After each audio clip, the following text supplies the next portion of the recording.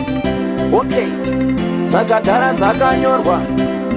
zvakagara zvataurwa, kuno kungoma dzinodandaurwa, skirire mamoya pavachisiya ngoma tirombe, mainyepa mainyepa, ukanyara uchafa urirombe, mainyepa mainyepa, kana mama vaitoda kuti ndive dhokotera, mainyepa mainyepa, asi moyo wangu wakasarudza kutova kwenyambira, mainyepa mainyepa mainyepa, ndega ndinyerere muchitiwera timuterere, fambe fambe ine nditerere, inzoi boys mundichenjere, maitoshora mbodza ndeinozvimbira, ndimi here maisandifarira, paya paya wani maishaina, munhu wenyama feya usaterera, pavachisiya ngoma tirombe, mainyepa mainyepa, ukanyara uchafa urirombe, mainyepa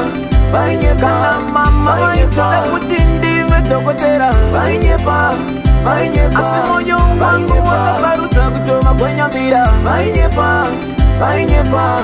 mainyepa, zvamufasa umayusa, kubva kudhara chitiwera akapusa, ATM ndava kutogara ndakachusa, maprezidendi nyama opo chikocha,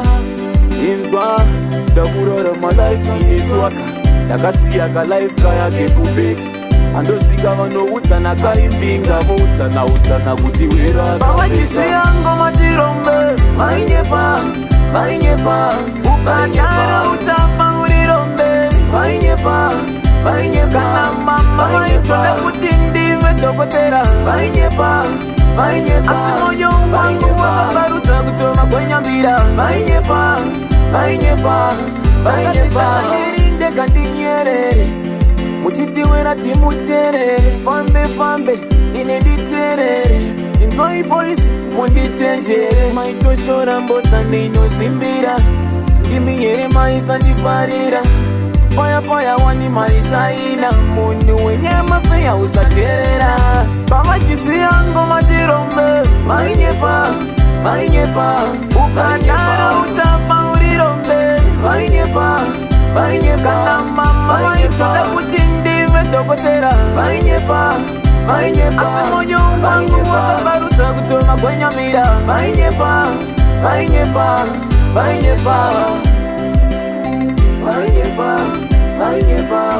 mainyepa mainyepa mainyepa mainyepa mainyepa mainyepa mainyepa mainyepa mainyepa mainyepa.